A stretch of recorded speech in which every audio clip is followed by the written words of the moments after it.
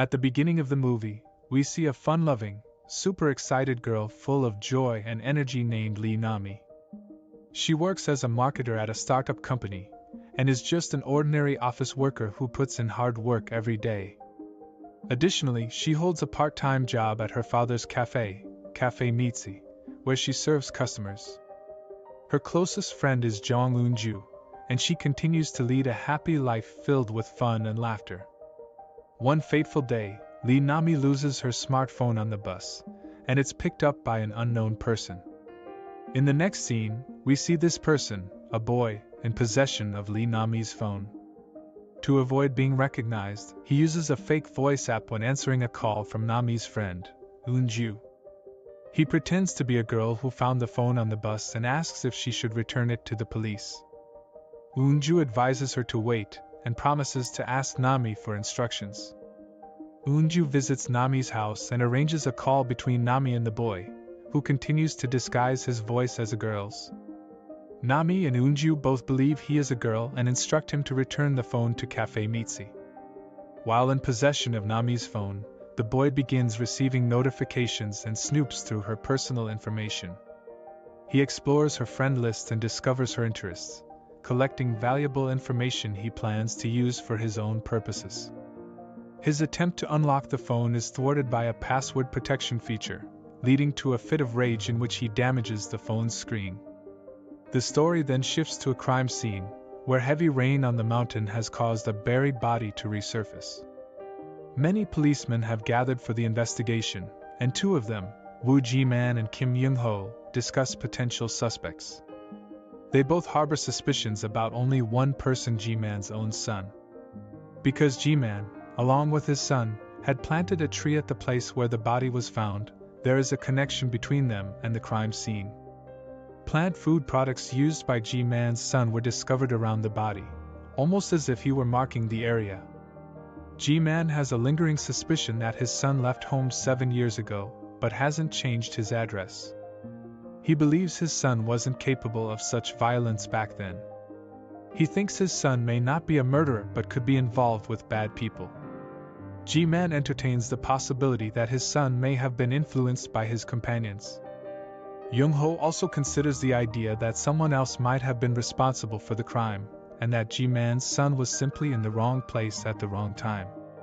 Ji-man wonders if he will be able to contact his son's mother, even though he left her sick and never returned. He plans to check for the sake of the investigation. Despite the seeming disconnect, the two parts of the story are intertwined. The boy who found Nami's phone on the bus is revealed to be Junyoung, Ji-man's long-lost son. Junyoung, disguising his voice as a girl, informs Nami that her phone screen is broken, which he himself damaged. He arranged for the phone to be repaired and paid the bill, so Nami can retrieve it at the address he provides. Nami heads to the given address to collect her phone, unaware of the complex web of connections and mysteries surrounding her. However, the situation is far from simple. This shop actually belongs to Junyoung, and he uses this cover to gain access to Nami's password. Under the pretense of fixing her broken phone screen, he installs spyware and clones her phone. Now, Junyoung has full access to every detail of Nami's life. She collects her phone and leaves, completely unaware of the intrusion into her privacy. Throughout the day, Nami goes about her routine, with every action, conversation, and text being monitored by Junyoung. In the evening, Junyoung goes to the cafe to enjoy plumade, a drink made by Nami's father specifically for her. Nami has never seen him before, despite him knowing everything about her. Junyoung insists on the plumade, claiming to be a regular customer, which piques Sungwoo's interest. Nami serves him the drink, and they engage in a casual conversation. Back at home, Nami, who lives alone, remains oblivious to Junyoung's surveillance. He continues to dig into her phone all night, gathering extensive details about her life.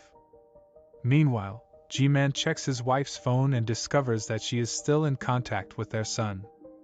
She has recently sent him goods or even food, leading Ji-man to suspect an address that may belong to Junyoung, who frequently changes locations.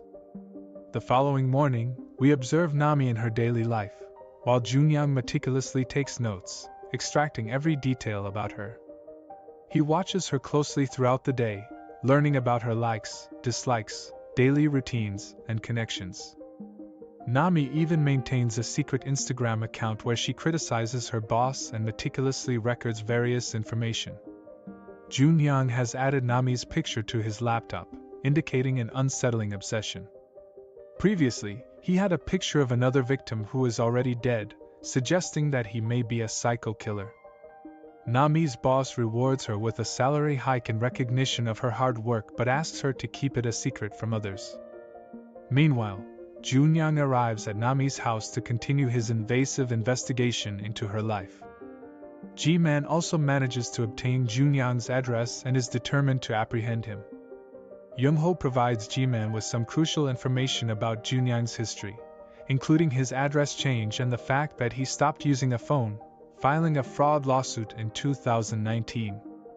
G-Man reaches Junyang's house to conduct his investigation and discovers notes concerning 8 girls, including Nami, who is the next potential victim.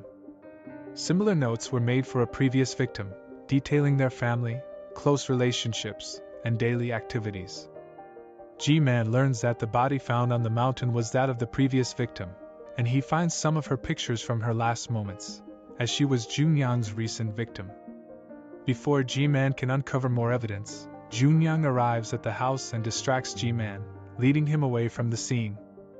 Junyang then proceeds to destroy all incriminating evidence before fleeing with his bag, which contains the phones, notes, and other items from his victims, serving as a macabre record of his achievements.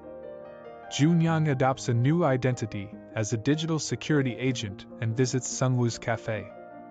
He knows Nami has CDs to sell, so he pretends to buy them while also selling her some match tickets. He orders plumade, and Sungwoo becomes suspicious of him, warning Nami to stay away from the boy due to negative vibes. Junyang eavesdrops on their conversation, gaining more insight into their lives. G-Man visits the mother of Junyang's previous victim, learning that his pattern of ensnaring girls is consistent. He breaks their phone screens, discovers their passwords, and clones their phones. After that, he closely monitors them, getting close to them, and uses their homes after committing the murders, surviving on their money. Essentially, he steals their identities. Junyang sends a message to Sungwoo and installs spyware on his phone, then attacks him and takes him captive in his own house, adding another victim to his horrifying spree. Junyang now resides in his house, where he continues to disrupt Nami's life by leaking confidential information and framing her for various actions. This results in Nami losing her job. Meanwhile, heavy rainfall on the mountain causes 7 bodies buried there to resurface, spreading fear and concern throughout the area. G-Man is deeply troubled by this turn of events and becomes more determined than ever to apprehend his criminal son. Disturbed by the turmoil in her life, Nami decides to take action and, with Eunju's support, reports the cybercrime. She is advised to gather proof that her phone was hacked, adding to her anxiety about where to find such evidence. Unbeknownst to Nami, her father sends her a text message stating that he is taking the day off, a message actually sent by Junyang. Desperate for help, Nami and Eunju try to contact their digital security friend, only to discover that she is on vacation. Nami recalls the man she met at the cafe who works at the safety security firm and reaches out to him. While torturing Sungwoo, Junyang explains his modus operandi and sinister plans. He emphasizes his ability to manipulate anyone through a smartphone. When Nami confides in the man from the cafe about her phone troubles, he informs her that spyware has been placed on her device. He also attempts to convince her that Eunju is behind the spyware. Nami confronts Eunju about the situation, leading to a misunderstanding between them. Ultimately, Junyang successfully isolates Nami from everyone important in her life, and in a fit of anger, she throws her phone, causing it to break. She soon realizes that everything started from the same repair center, and that her life was trouble-free before that. Young-ho and G-Man are resolute in their determination to capture Junyang at any cost, as his crimes continue to escalate. The discovery of multiple dead bodies continues to spread fear due to Junyang's evil actions, The authorities manage to pinpoint the location of his shop but arrive too late, as Junyan has already destroyed all the evidence. Nami, in her search for Junyan, also arrives at the scene.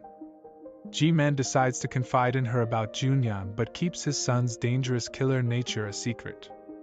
Now aware of Junyang's existence, Nami realizes that spyware is still inside her phone. She investigates whether Junyang works at the Digital Security Agency, and the answer is negative. The full story becomes clear to Nami, except for a critical and terrible revelation that is yet to be uncovered. She devises a plan to apprehend Junyang before he claims another victim. She pretends to be unaware of the phone hack and invites him to her house, where G-Man can arrest him. Junyang arrives at her house after a makeover, with G-Man and Young-ho hiding inside, waiting for him. Junyang spots them but isn't recognized by G-Man or Young-ho, and he expresses frustration at their presence, believing they are causing trouble for civilians. However, the question remains as to how a father could fail to recognize his own son, who had been absent for only 7 years, a mystery that will be unveiled later. They escort Nami to her house, where she activates her old phone and inserts her SIM card. They advise her to stay elsewhere for the night, so she decides to go to her father's house. G-Man and Young-ho drop her off at Sungwoo's house, and Sungwoo gives her his card with instructions for her to text him only. If she doesn't, they should come immediately, indicating that something is wrong. Upon entering Sungwoo's house, Nami finds herself face to face with Junyang, who takes her hostage. On their way, Young-ho receives a call about the discovery of Junyang's body, with DNA matching G-Man's. They are left baffled by the situation. Junyang forces Nami to send a message to G-Man, assuring him of her safety and promising to talk tomorrow. He then proceeds to take her to his father, whom he has captured and placed in a bathtub. Threatening to drown G-Man, Junyang ties up Nami's hands and feet and places her in the same bathtub, seemingly intending for his father to die because of her, after which he plans to finish her as well. Junyang takes a final picture of his victim, as he has done with all his previous victims. He proceeds to the hallway and notices the visiting card on which Nami had written, "No texts, only calls." This indicates her suspicion that her other phone might also be hacked, and indeed, Junyang had hacked her other phone when he visited her house. As Junyang watches from outside, Young-ho sneaks into the house. Junyang attempts to kill Young-ho, but G-Man intervenes and starts beating him. G-Man shocks Junyang with a question about the whereabouts of Junyang, his own son. Junyang reveals that he is, in fact, Junyang. Meanwhile, Young-ho rescues Nami and Sungwoo from the bathtub. Nami survives, but her father remains unconscious. When G-Man opens a suitcase, he discovers the truth. There were not just 8 victims but 9. The killer had first murdered the real Junyang, G-Man's son, who had left home due to family estrangement. The killer had taken Junyang's identity and framed him as a murderer to divert suspicion. G-Man looks at his phone, which contains a picture of his real son from his last moments, causing immense grief and anger. The notes reveal information about G-Man and his wife, and G-Man learns that he had killed his own son 7 years ago. The killer confesses that he still communicates with G-Man's wife, posing as Junyang. G-Man is on the verge of shooting him but is manipulated by the killer's words. Unable to pull the trigger, he is at a loss. However, Nami arrives with Young-ho's gun and shoots the killer. The police confiscate the gun from Nami, and she is relieved to see her father regain consciousness. Nami is sent to the hospital due to the trauma she has endured, while the police seize all the evidence at the scene. The truth about the killer's online search for victims becomes public knowledge, but his true identity remains unknown. Nami eventually returns to her life with her father in Unju, but the fear of encountering someone like the killer again always lingers in her mind.